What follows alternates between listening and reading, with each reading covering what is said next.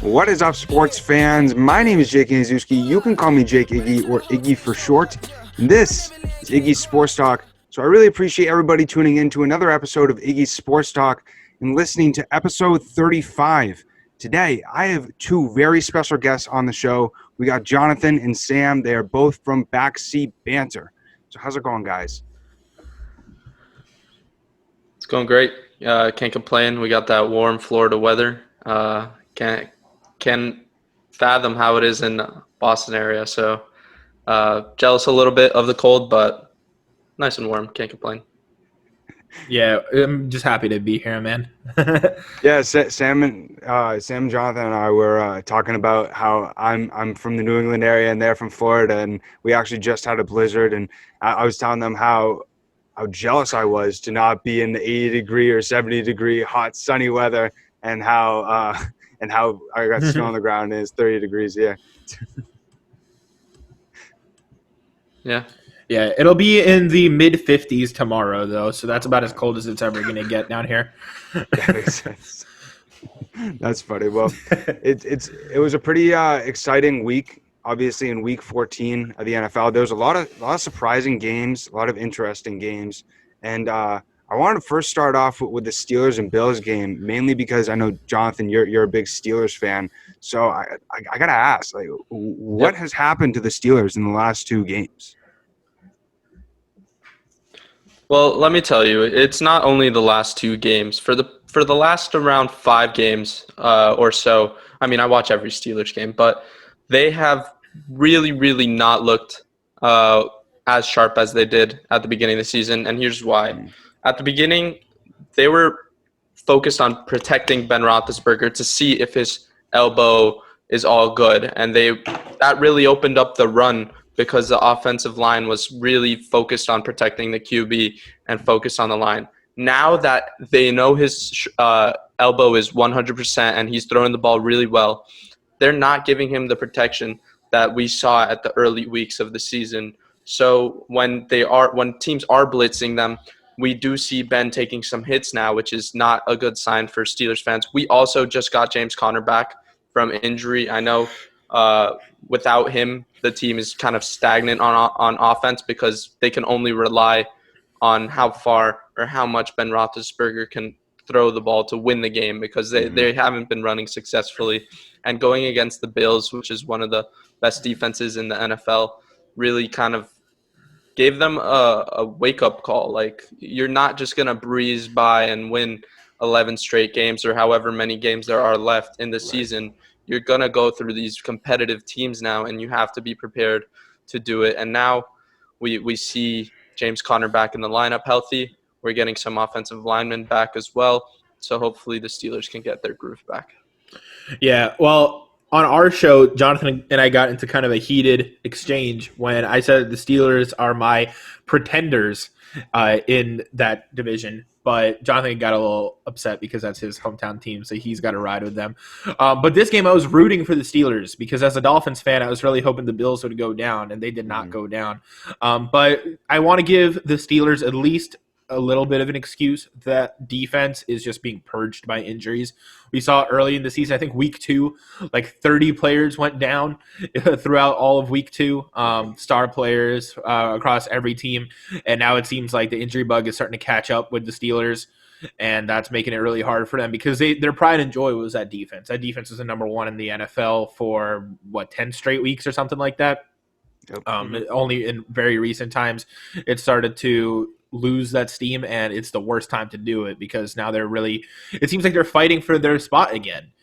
They're not going to be the number 1 seed probably, and they're going to have to play that extra game. So that extra bye week really could be helpful for a team that's suffering from injuries. So now they got to win out and hope the Chiefs lose somewhere along the line. Right. I mean, you brought up that defense. I mean, it's not even really like they were locked down. You know what I mean? It's not even really like you saw them make tons of mistakes. I mean, when you look at like the stat line for Josh Allen, he was 24 for 43, 2 touchdowns and an interception. And so, you know, they had some pretty good plays. They had some plays where they made Josh Allen have a lot of pressure. He had a lot of incompletions, which he's actually done a pretty good job at minimizing those a lot throughout this past season. But I was just mainly surprised, kind of like something that you brought up, Jonathan, was how much the rushing game really lacked. I mean, I looked at the stat line for the Steelers, and between James Conner, Jalen Samuels, Benny Snell Jr., 17 carries and only 47 yards for all of them in total. I mean, that's crazy. Yeah, they're averaging less than 20 yards, I'm pretty sure, in the past 4 games or whatever. They're relying on Ben Roethlisberger. I mean, Juju had 7 catches for 27 yards this game or the game prior. I mean, what are you doing? Just dumping off the ball because you can't run the ball. So that's your run game. That's your short game, is just those little slant bubble screens or whatever. It's not going to win you games. They need to establish that run game and rely heavily on the run and the defense. And then Ben Roethlisberger's arm just is that extra little cherry on top of a championship contender. And they have strayed away from that. There's also been some questionable play calling moments in games where we're like, okay, what is Mike Tomlin doing? But I have all the faith in Tomlin to really rally this team around. But I am not happy with how they have been playing in recent times. It's kind of hard to watch. I kind of tuned out the fourth quarter, really, once they threw that deep bomb and there was a PI on the 2-yard line. I was like, all right, this game's over. I'm going to my room. It was like a 1-possession game, and they just gave it away. So we need to play better on all sides of the field. Well, I think the problem with the Steelers, outside of the injuries, because that's an excuse, but you got to play with what you have, right, is all season they've been playing down to their competition. They were playing against some weaker teams, and this is what I brought up when I said they're pretenders. They've been playing against some weaker teams and have barely squeaked out a couple wins, where you look at it on paper and you say, no, the Steelers should have dominated that game by such a big margin. And now that you're facing tough teams, I think the last few games of their schedule are not easy ones. They just lost to the Bills. They got the Browns coming up. I think they have the Ravens one more time before it's all said and done. No, they already played the Ravens twice. Yeah. Okay, so they got a couple of tough games coming up before the season wraps up. And now it's not the time to play down to your competition, because your competition is hungry. They're the ones fighting for that playoff spot. Obviously, the Bills are trying to hold on to be the top team in the AFC East. I don't think they clinched that yet, but they might as well have, because the Dolphins have the toughest schedule in the last few games. The Browns are trying to catch the Steelers, as crazy as that sounds. Same with the Ravens, are trying to catch up. So it's not as much of a cakewalk as it seemed when they started 11-0. Well, they already clinched the playoff berth, which is the main point to be taken here. Now they just have to prepare for that eventual playoff game. If they do get the bye or not, they might even be facing the Browns or the Ravens in the first round. So it's going to be a matchup for sure. Yeah, so they got the in the next coming weeks, they got the Bengals, the Colts, and the Browns. So I think all those games would be relatively interesting. Obviously, as we can all guess, they're going to beat the Bengals probably this next week. But with the Colts, I mean, they've been playing all right. As we saw, the Browns have been playing above par throughout this entire season, but mainly in these past 2 games, they've really showed that they're the team that we all sort of thought they were, especially last year.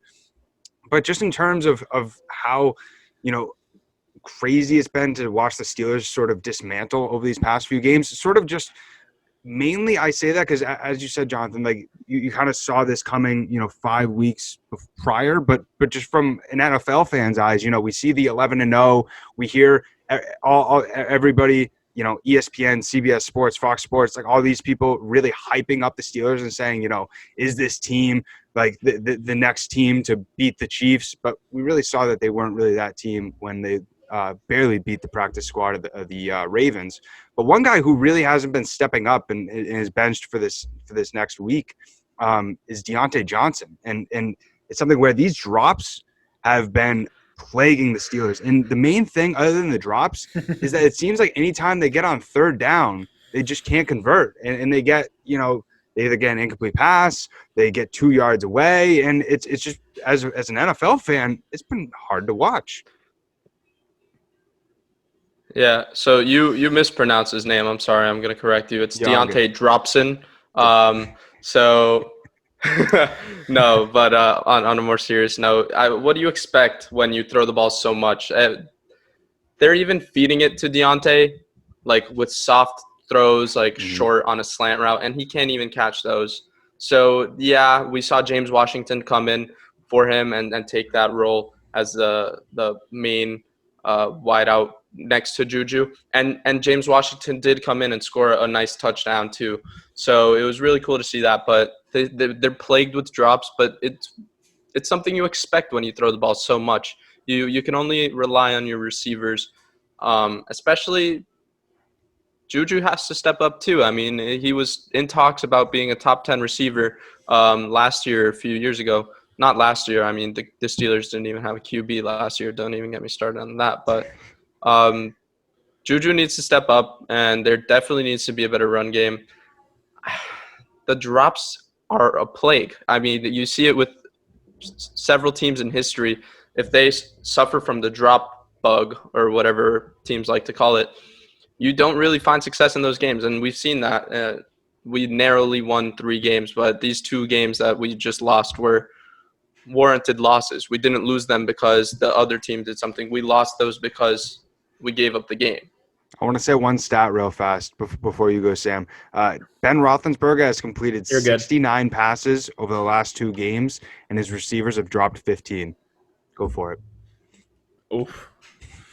Geez, I mean, yeah, it's very hard to win games when you're playing like that. And there's not too much left to say. We know James Conner was out. He was on the COVID IR list for a few games. Happy to see that he's back. Not really performing too great in that last game, but he's back.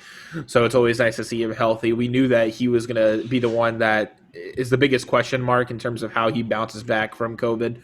So really happy to see him back on the field looking healthy.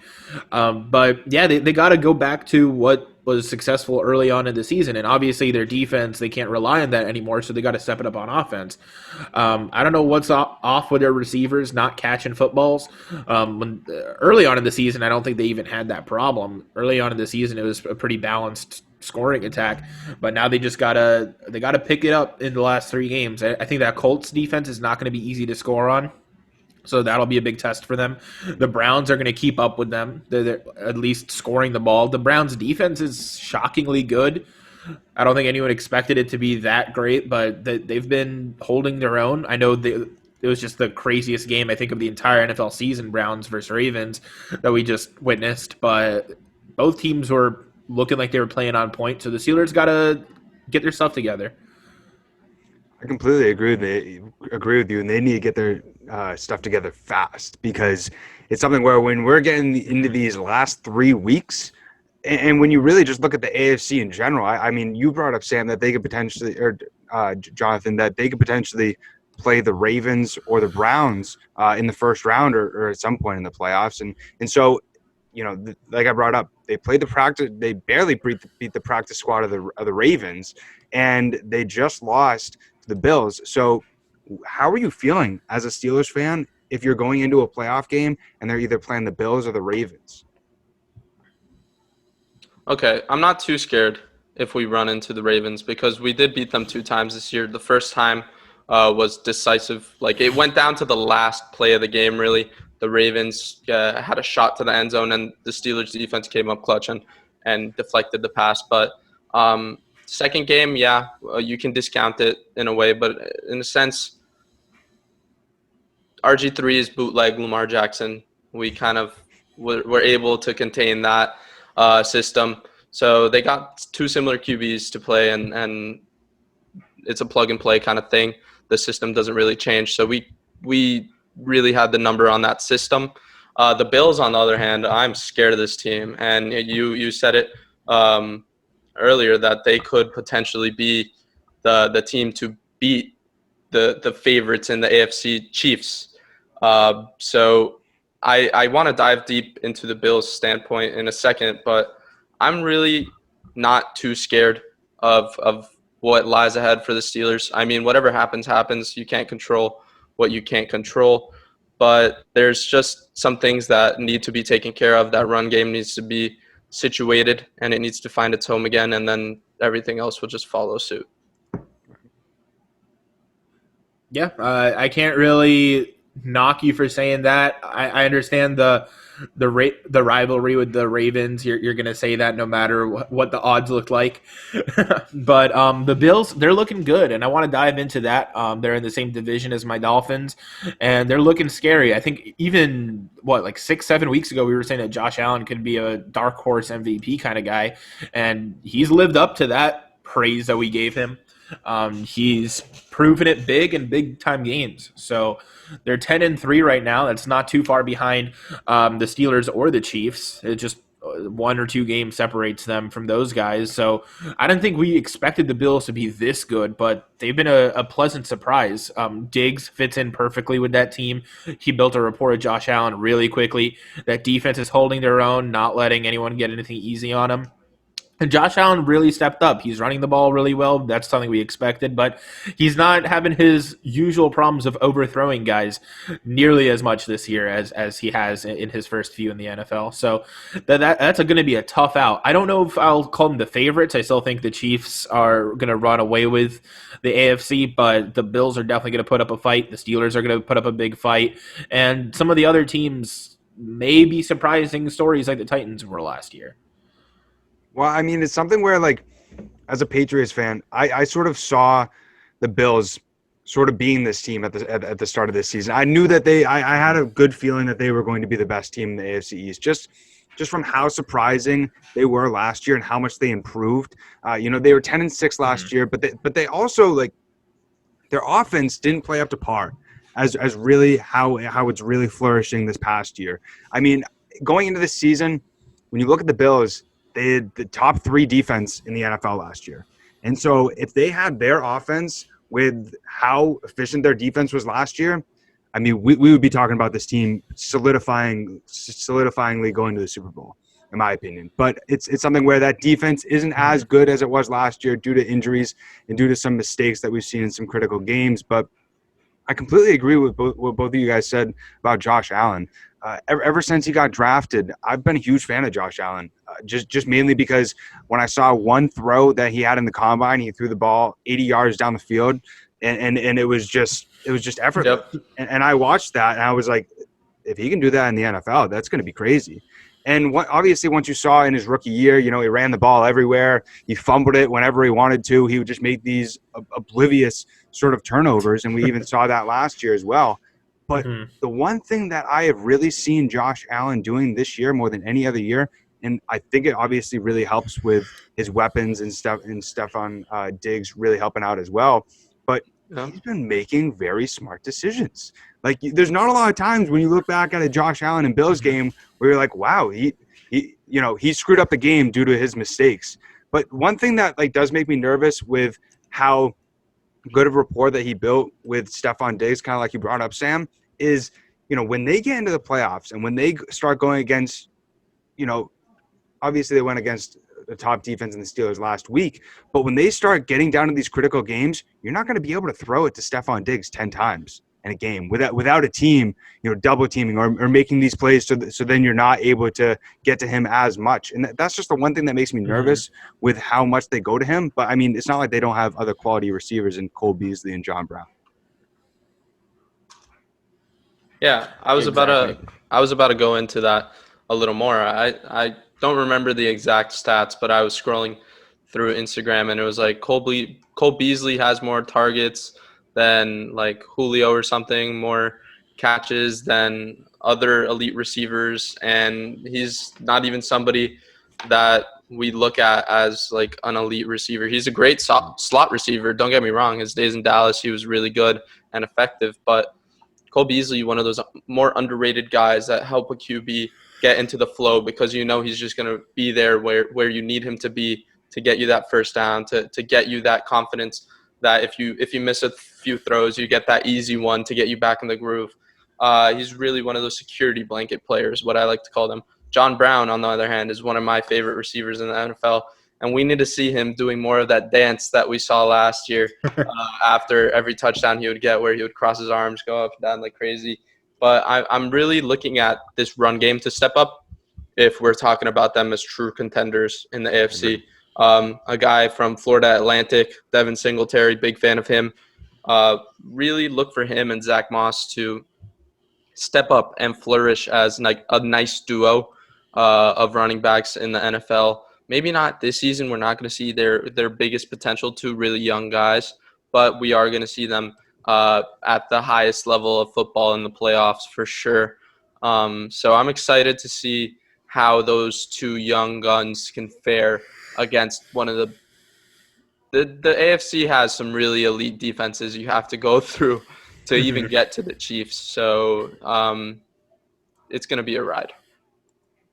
Yeah, it's going to be a tough path regardless of how they end up making it there. They got a couple tough games coming up, but I still see the Bills clinching that division title, so they're probably going to be playing some variation of, I don't know, maybe the Ravens if they sneak in at the bottom, or maybe the Colts or something like that. And neither of those teams are going to be an easy walk in the park. They're going to definitely stuff the run game, which you're right, that run game has been kind of frustrating. I had Devin Singletary in fantasy, and I don't think I started him past week like 4.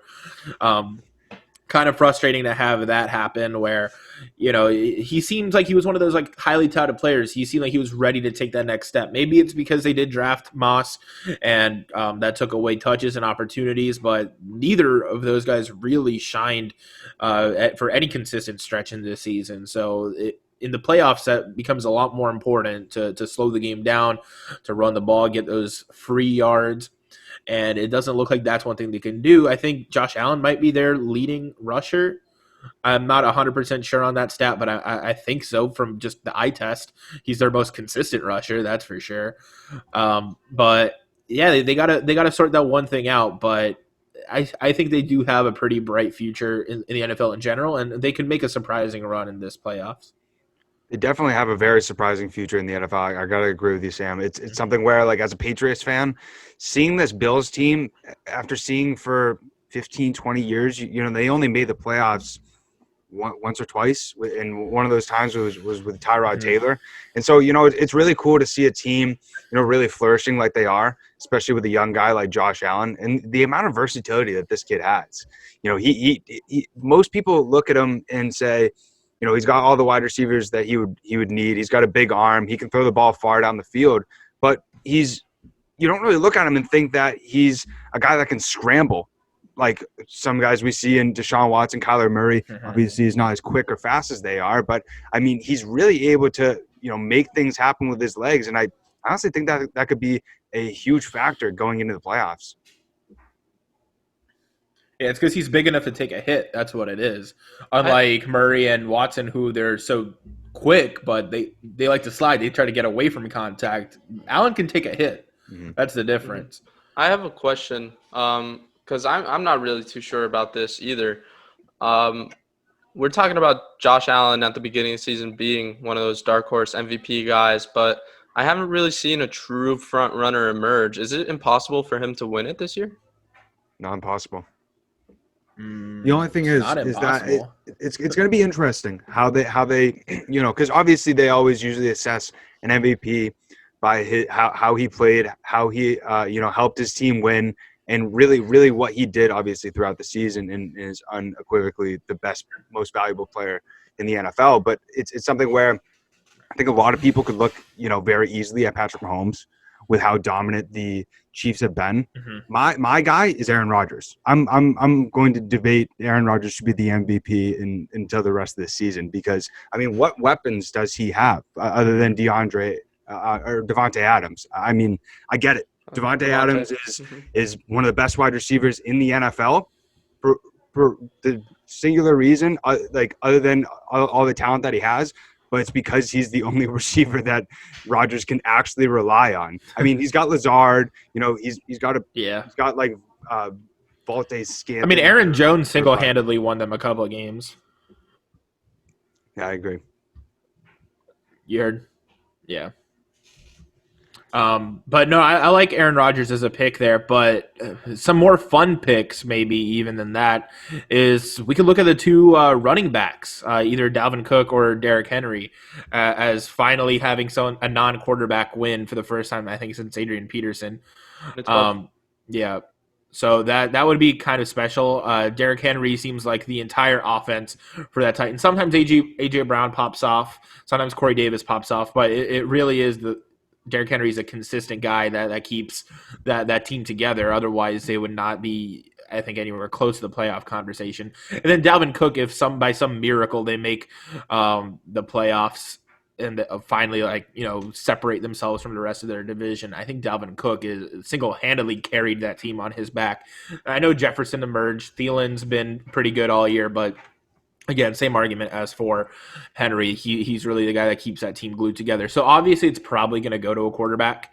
It always goes to a quarterback. But I want to give the running backs a shout because they're really keeping those teams afloat and competitive in their respective divisions. I gotta agree with you, 100%. I mean, Dalvin Cook's been unreal. Like you said, he's single-handedly won a lot of the games for the Vikings.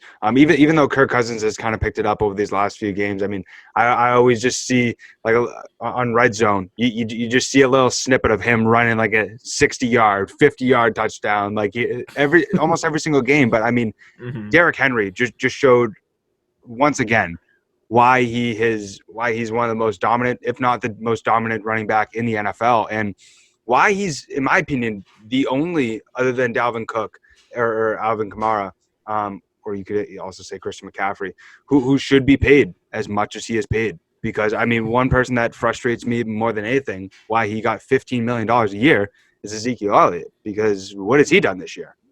Mm-hmm. Well, I wouldn't blame it too much on Zeke. He was playing really well for the few games that he did have Dak Prescott. When they did lose their QB, that team just didn't know what to do. If I'm being quite honest, they were the worst defense in the NFL. That offensive line isn't as elite as we remember Dallas having their elite offensive line. So Zeke can't really eat if you know what I'm talking about, but it's not his fault necessarily. I'm looking more at that offensive line and that defense. The team falls behind, so he doesn't really fit into the game script. So he does deserve that money when that team can keep up with other teams. But without Dak Prescott, they're a joke, if I'm being honest. So I understand not the really offensive line Zeke's argument. fault. I understand it, but like when you're getting paid $15 million and you fumble it as many times as he has, especially when you do it 2 or 3 times in a game, and the only reason I'm giving Ezekiel Elliott so much crap is only because of the price tag. And when you look at his stats over these last 2 seasons, I don't know the exact numbers, unfortunately, but his rushing yards per game on average has decreased ever since he started in the league. The stat that I saw a few days ago was in 2019 he had 80 point something, and this season he has 68. So obviously, like without the quarterback and the offensive line, it's going to be a big issue. But those fumbles, obviously, it's an issue for running backs. But $15 million, give me a break.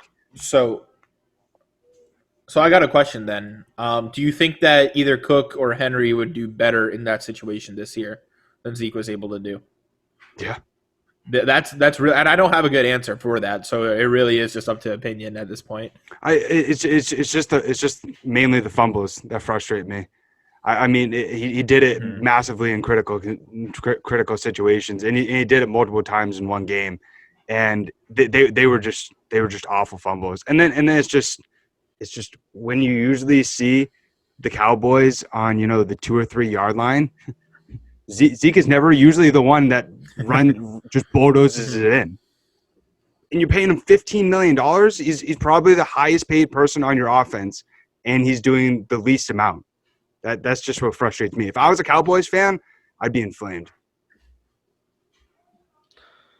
Well, I wouldn't get too frustrated. You're going to see Zeke step up next year for sure. They're going to spend the money that they have on upgrading that offensive line again to protect Dak Prescott, to protect Ezekiel Elliott. They're 2 most important assets on that offense. Look for Amari Cooper also next year to step it up big time, because this Dallas team is not what we have seen in the past few years. This is a completely different team. I know they have a different head coach now that Jason Garrett's coaching the Giants down there.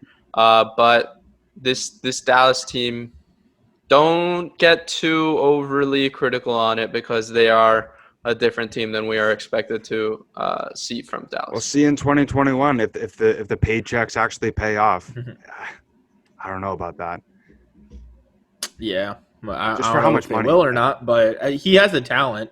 He has the talent for sure. It's just at what point do you stop giving him excuses? This year, fine, right? This year, the whole season just kind of collapsed as soon as Dak Prescott went down. But if next year he doesn't pick it up, then 100% agree. It gets to that point where, yeah, that's a horrible contract. I mean, it's also just because too. I mean, it's not like they had to sign him. Like, it's not like they had to sign that contract with him right then and there. They could have waited till the end of the season and seen what could have happened. Obviously, I get it. They could have lost him to free agency and he could have gotten a better contract somewhere else. But if you waited to see what happened throughout the season, he wouldn't be making more than $10 million. I don't think. Yeah, well, we see it with a lot of running backs in the NFL that they're kind of really interchangeable. You see a lot of young guys come out of college who are elite. I mean, Kareem Hunt, his first year in Kansas City, dominated the NFL opening week 1 against your Patriots. Right. He made them look silly, which was supposed to be one of the best defenses in the NFL. Running backs come easy, and Sony Michel for the Patriots was a good one, but they get injured sometimes and it stunts their growth, and they have only a certain window to be great for a team. And when you pay a guy who already had that window, it's very risky, not a little risky, because running backs do fall off with age, other than obviously Adrian Peterson. He's still consistently playing in the NFL, not what he used to be, but some of these guys last. A lot of these guys have 4 or 5 really good years and then kind of forgotten. Right. I gotta agree. I think the biggest thing for you as a Steelers fan is when Le'Veon Bell sat out and then James Conner just emerged as a top running back option for any kind of team. That really just went to show where, yeah, running backs are special. And we talked about Cook and we talked about Henry and even Kamara to an extent. You're right. He is worth that money. But when, for example, McCaffrey went down and then Mike Davis just filled in perfectly, and he did just about as good of a job as anyone could do. Obviously, McCaffrey would have taken them just a little bit higher, but running backs have really become interchangeable just because of how talented the entire player pool really is. 100%. I gotta completely agree with both of you guys. The running back position is definitely very interesting. One to look at, especially just seeing how, like you brought up, like how guys can interchange very easily, and it's something where it's funny that you brought up a guy like Le'Veon Bell, because when's the last time we've heard his name other than when he signed with the defending champion Kansas City Chiefs? And I haven't heard him in a game. I've barely seen him really do anything in the Chiefs game, because it's interesting because when they signed him, I was, at least this is how I was. It seemed like this is how Twitter was and the whole NFL world was holy crap. I mean, this team is going to be a dynasty. They are 100% going to win the Super Bowl. And like, what has happened to Le'Veon Bell? They were comparing it to, like, if you're comparing it to Marvel, Thanos getting the last Infinity Stone and getting ready to snap away the rest of the league. But it was just the cherry on top, and it didn't really pan out how we thought it would. Even in the Jets, Le'Veon Bell didn't really have a great career there. He lost his touch the second he went for the bag instead of playing for the ball. I agree.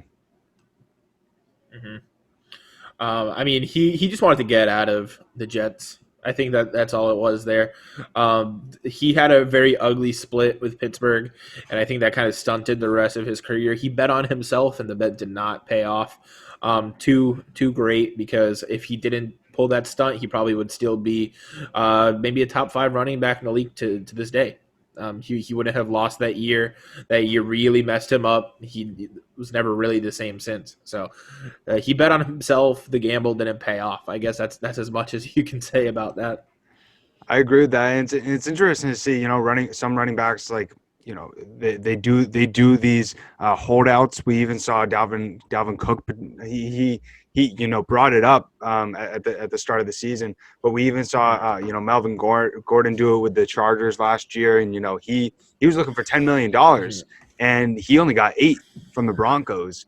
And so it's really interesting, obviously, to see how now we're also seeing it a lot more with wide receivers too. That now that these players are noticing that they're really helping out these quarterbacks, and that the quarterbacks are making $40 million, they're like, "Where's my money?"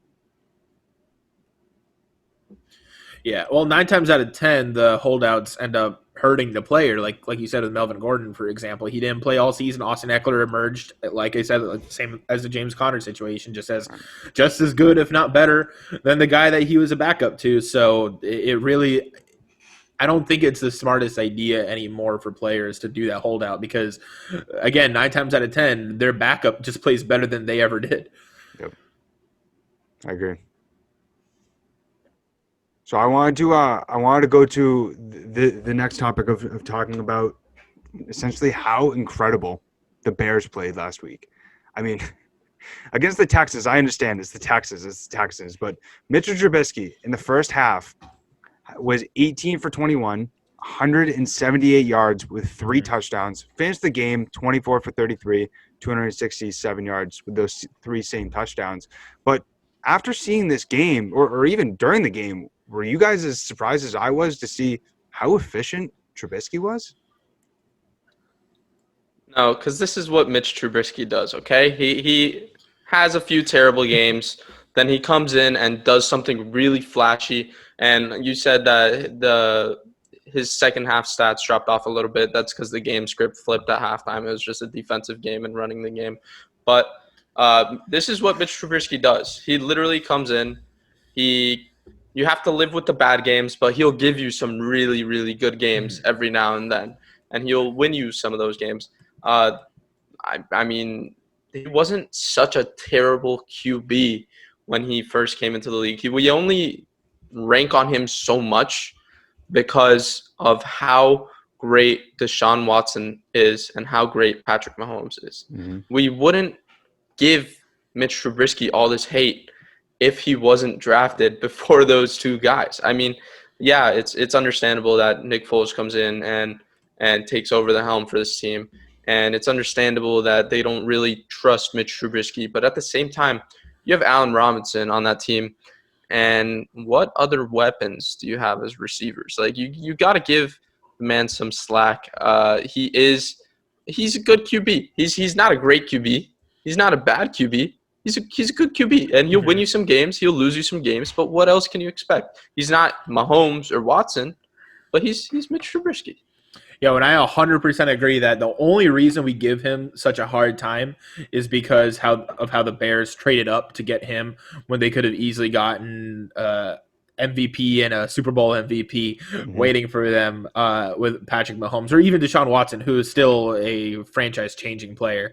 But Mitch Trubisky isn't bad. Again, this is against the Texans, who have just been awful this year. That defense can't stop a high school team, it seems like. But a funny stat, just comparing them, again, this is cherry picking, but Mitch Trubisky had a better QB rating than both Mahomes and Watson did on that same day. Again, that's once in a lifetime kind of stat. I don't think it's going to happen much more times than that. But for just one night, Chicago fans seemed content with the pick that they got. But yeah, again, it's a 1-game sample size.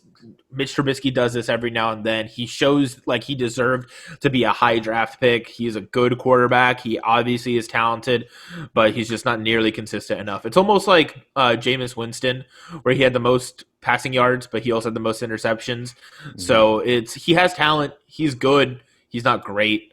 He's very far from great. So that's pretty much what they're going to live with unless they decide to gamble and take another quarterback in a draft sometime soon. I mean, remember when the Bears made the playoffs?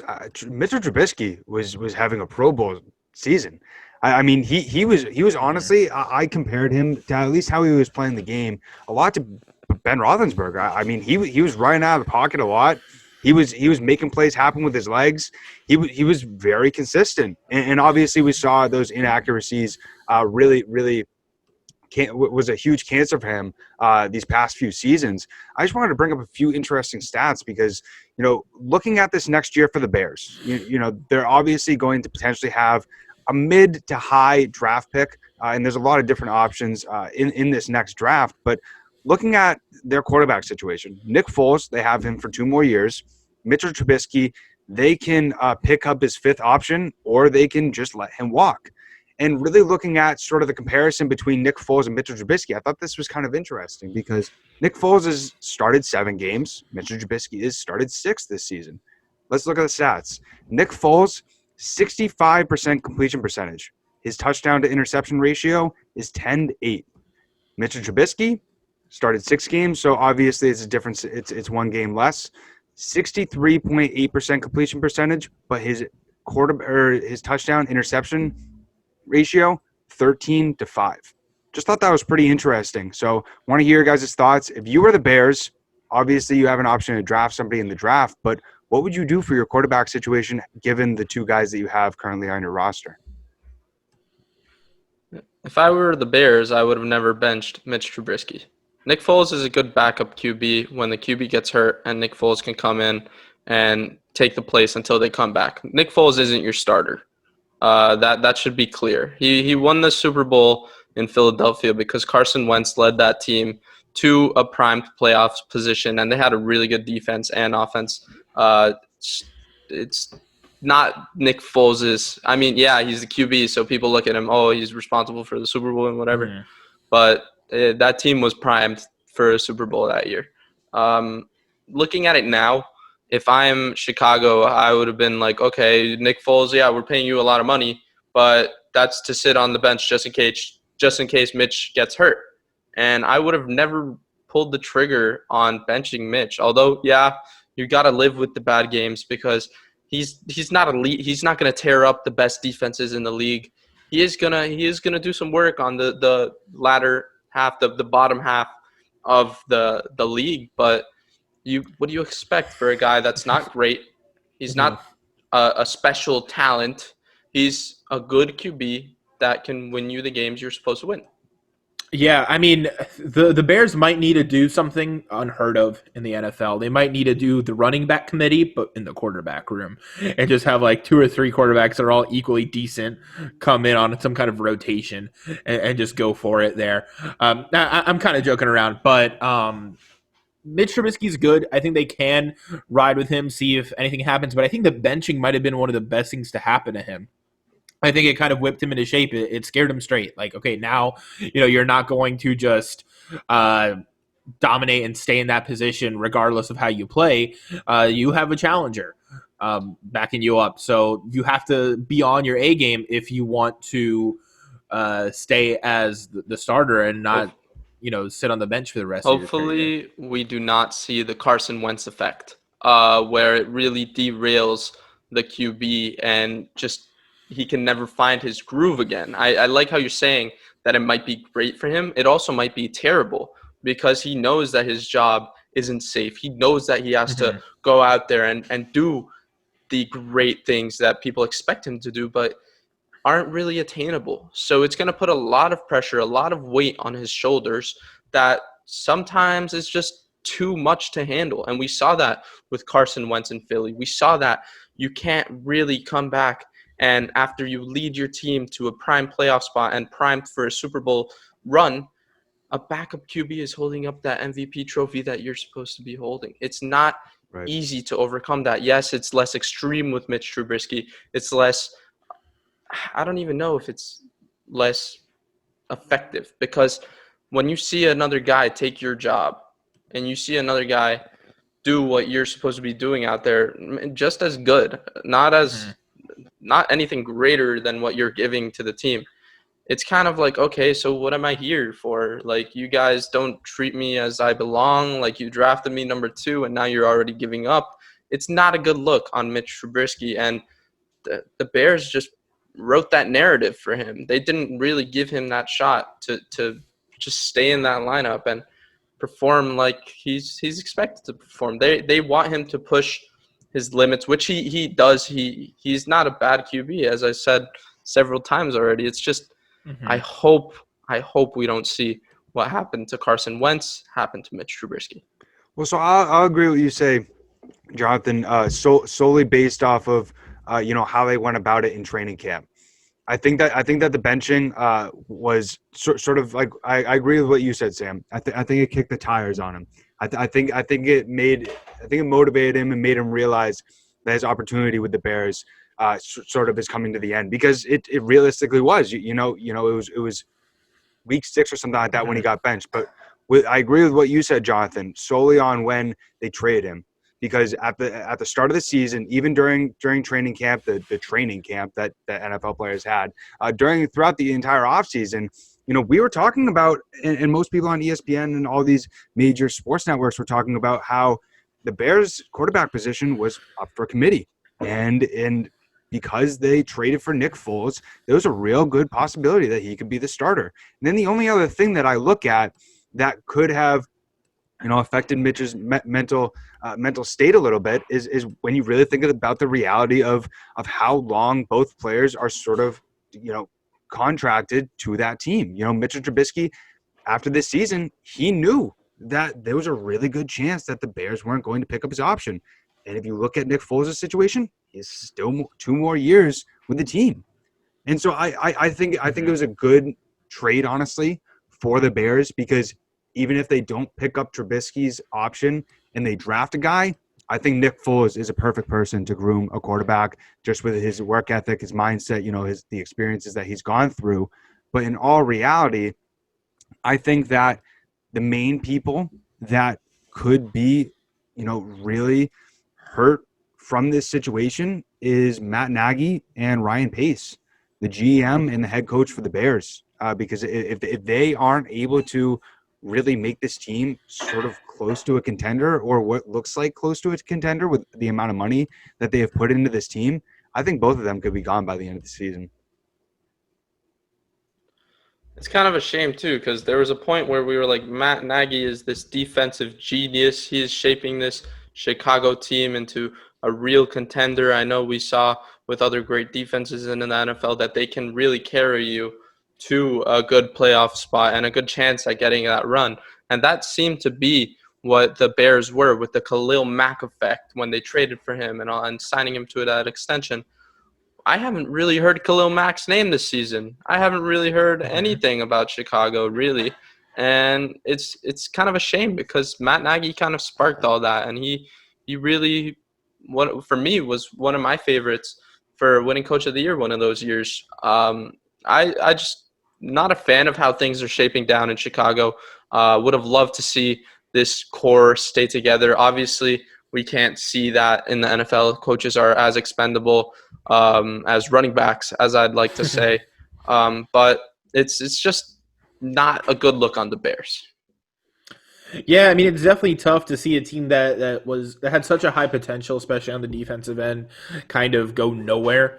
But again, the NFL, it's so rapidly changing, and the worst place to be, I think, is where the Bears are. It's that kind of no man's land where you're not good enough to compete for the Super Bowl, you're not bad enough to rebuild.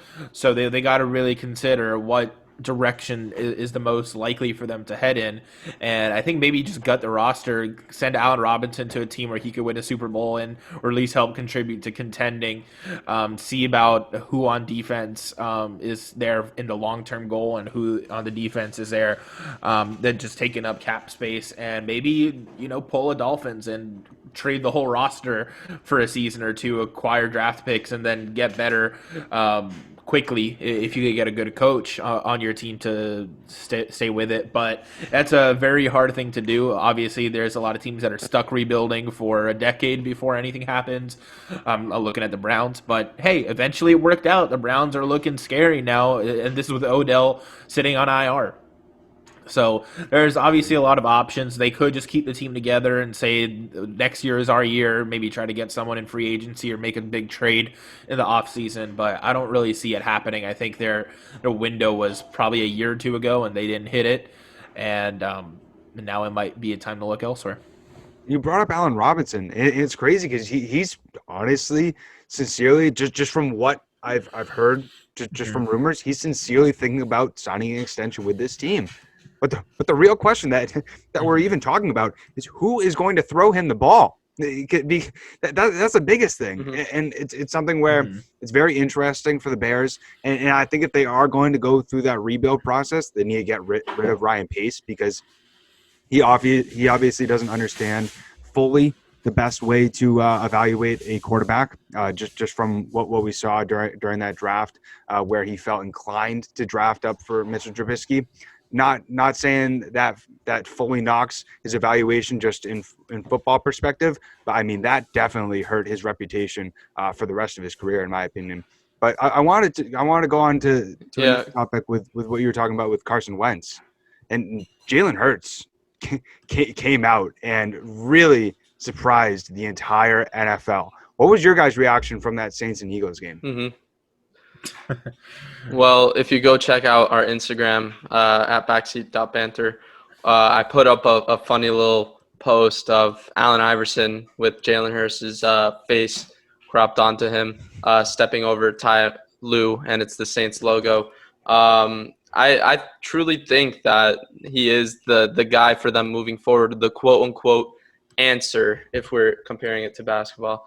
I love Jalen Hurts, man. I was a little confused how he slipped so far in the draft. A lot of teams had the opportunity to draft him. A lot of teams could have gotten a nice backup QB really for a year or two. I mean, my Steelers, I was a little upset, if I'm being quite honest, when we chose Chase Claypool over Jalen Hurts because I feel like Ben Roethlisberger's time is up a little bit here. But going back to looking at Jalen Hurts as being the guy in Philly, he really, really can run. I mean, he was getting those big holes and running through those seams and looking like one of those true young QBs that we know can win the games with their legs. And he was making good throws too. He had some really accurate passes that really caught me by surprise. It was nice to see Alshon Jeffrey also involved in the game as well. Big Alshon fan, but I don't know what to think about this anymore because, as I said earlier, I'm upset with how this was handled. I'm upset with how much they belittled, in a sense, Carson Wentz. And they didn't make him seem as this guy who had an MVP caliber season. No, they're just brushing him off as some other QB. And that's not fair to me. I'm sure it's devastating for him, knowing that they just gave up on him that easily when he put his heart and soul into that city, into that franchise, into helping them win a Super Bowl. And they're not repaying him in the slightest by doing this. It's a terrible look on Philly, really, and on Carson Wentz. And not taking anything away from Hurts because he is great. But why draft Hurts? Why draft him when the team needs receivers? It just Isn't that I mean, Taysom Hill, who did though? they have active last year? Isn't he the next Taysom Hill, right? Isn't that how it was supposed to be, right? Mm-hmm. Yeah. So, I mean, okay, so they might have been going with the Packers strategy, which is draft a guy as his replacement and hopefully get Carson Wentz fired up because that's what ended up happening in Green Bay. They got Jordan Love, who has not seen the floor, and Aaron Rodgers putting up an MVP type season. So maybe that was the plan. But on the other side, it really is a case of it's just business. They saw that Carson Wentz wasn't enough. I liked Carson Wentz. I thought Carson Wentz was a really great player, especially in their Super Bowl season. Obviously, he wasn't able to be there for that big game because of injury, but he led them all the way there. They would not be in that position if he wasn't their quarterback all season. So I really like Carson Wentz, but this might just come down to it's just business. And Jalen Hurts seems like he has the more potential. It seems like he's a guy that can take them further than Carson Wentz can at this moment. They're really locked into a big contract with Wentz. It's going to be really hard to move him, but I agree. we'll see what ends up happening there. They might be in that no man's land, like I was talking about with the Bears for a little while. It's going to be hard to improve a roster with all that money tied up with Wentz. But at this point, from what you've seen from Hurts for the past 2 games, it's also not a smart idea to just forget about that and stick with your guns just because you overpaid for someone that probably is not worth the money. I completely agree. I just think it's very interesting to see the lead up to the game. And I understand the lead up to the game because, you're having a guy having his first official start against one of the best defenses in the NFL, but that's how it was painted. And there was really not a lot of people who really gave Hurts the benefit of the doubt. Oh, maybe he might run all over the Saints. Oh, maybe he might impress us. And when he did, nobody could believe it. And I thought it was very cool to see a guy like Jalen Hurts who really had some tough times, obviously, during college. We saw, Tua got started over him. He had to go to Oklahoma. He had to really build up his stock back up, and he really impressed a lot of people. And also, as well, he had the Lamar Jackson treatment where they were calling for him to be a running back, to be a wide receiver in the NFL. Nope. As we're seeing, he's a quality quarterback, and he could be the future quarterback in Philadelphia. And it's crazy to see a guy who in his first start was able to amass over 200, almost 300 yards on the running game and also in the passing game. And so really looking forward throughout this next season, if Jalen Hurts plays the way he did, do you unequivocally think that Carson Wentz will not be in Philadelphia in 2021? Yeah, I think his time in Philly's pretty much already done. I mean, unless we don't like to see it, unless there's an injury that makes him come back on the field and he proves himself otherwise. This That'd be is crazy. pretty much this ship has sailed, and it's unfortunate, but Carson Wentz is going to be suiting up for another team next year, in my opinion. I'm not looking forward to him being another backup role. I know the rumors are out there for the Colts, and he's going to back up Phillip Rivers until he retires. But I'm not a big fan of that. I want to see Carson Wentz starting in the NFL. I just don't know where he goes from here. Yeah, it's definitely a tough situation. It's not the best place to be if you are in the Eagles management, but I'm sure all these guys are professionals. They'll figure it out. Sometimes it takes them longer than others. Sometimes they're on the hot seat and someone else is brought in to figure it out if they can't. But again, it might take them a couple years. Maybe Carson Wentz will come back stronger than ever next season. Maybe some team bites and trades for him in hopes that they're getting MVP level Wentz on their roster. There's so many what ifs. There's so many moving pieces. I'm really curious to see where things go. I think Wentz still has potential to be a difference maker, but I don't know if he has the potential to be at that high level like he was before again. But again, it's just a wait and see kind of deal at this point. So Sam, you brought up something very interesting, or John, you brought up something very interesting when you said, Carson Wentz could come in again at the end of this season and surprise all of us. Think about this. Mm-hmm. If somehow, some way, and knock on wood, I don't want this to happen, Jalen Hurts gets injured. Obviously, I don't want that to happen. But Carson Wentz comes back in, and let's say the Giants lose all the rest of their games. Let's say the Washington football team loses all their games. The Eagles make the playoffs. And somehow, some way, Carson Wentz leads the Eagles, I'm not saying to a Super Bowl, but he leads them deep into the playoffs. Wow.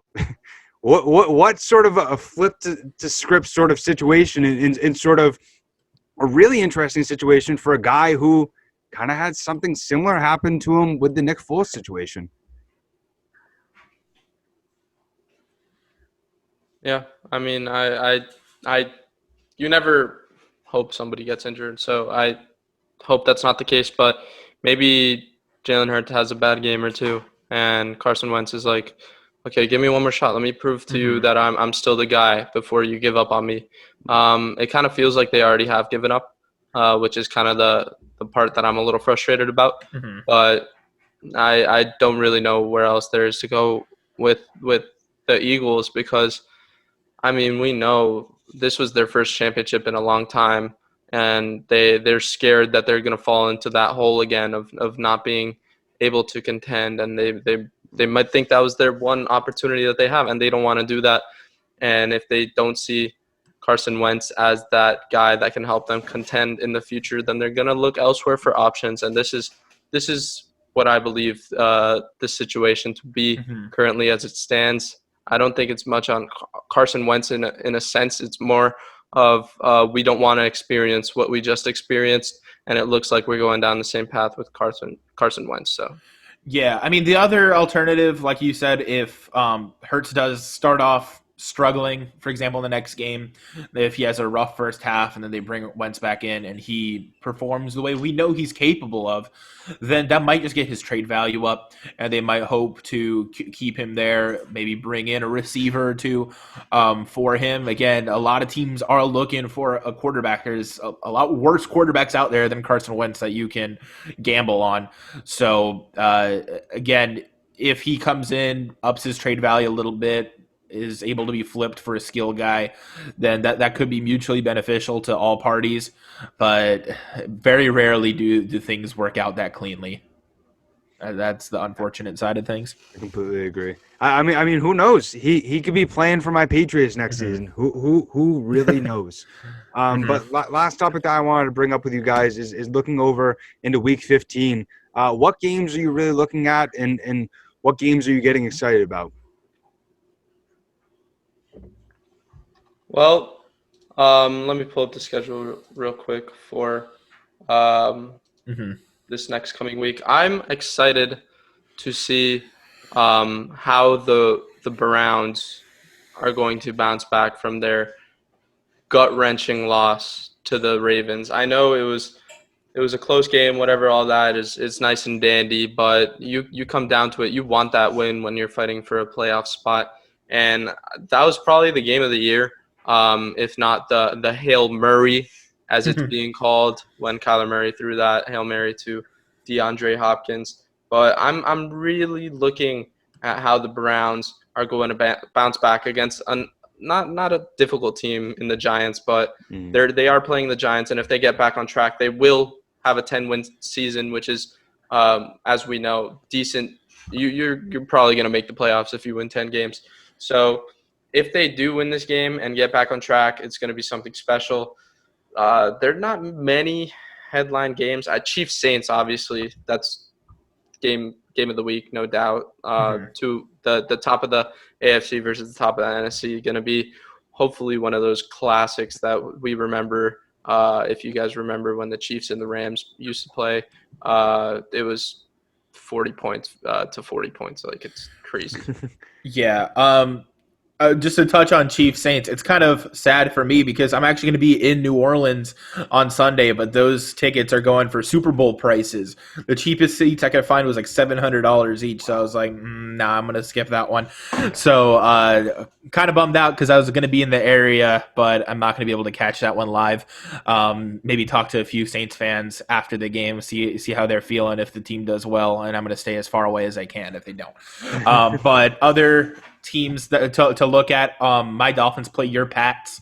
That could be a fun game, although it's kind of meaningless almost for the Pats because they think are they eliminated, or are they have a basically 6% eliminated chance from the playoffs? So Jarrett Stidham should be starting the game, but Jarrett Stidham he's not starting the game. They're keeping Cam in. They're doing the whole insanity sort of route. So you're saying they're doing the whole insanity sort of route. Yeah. Trying so to do the that same game thing over and over again, expecting different results, but it's not going to work. Yeah, I mean, it worked the first time they played the Dolphins. Cam Newton did light the Dolphins up a little bit with his legs, but that was before the Dolphins got their rhythm going. So we'll see what happens there. I just wanted to bring that up because we are fans of those teams. I also like Seahawks versus Washington. because the Seahawks have fallen off a little bit, and Washington have been the Titan slayers pretty much this season, being the first team to get a win against the Steelers. They've been overperforming all year long, and we'll see if that can continue against the Seahawks. That should be a fun matchup. But other than that, it really is kind of a weak slate of games. It's just a lot of one-sided affairs. Right. Maybe the Eagles game, just to see what direction they go, to see which if any of our predictions came true regarding that QB situation. But not too many great games. Yeah, I was looking at the schedule. I'm like, this week kind of sucks. like you said, like there's so many one-sided games. Like I was trying to think of some games that would be exciting to watch. Like, oh, maybe that team could win. But it's like, no, it's kind of like the Seahawks and Jets game last week, where like they scored like 30 points, like by halftime, and you're like, well, this game's over. But the only game that I'm interested to watch is the Vikings and Bears, just because both teams are on the cusp of making the playoffs.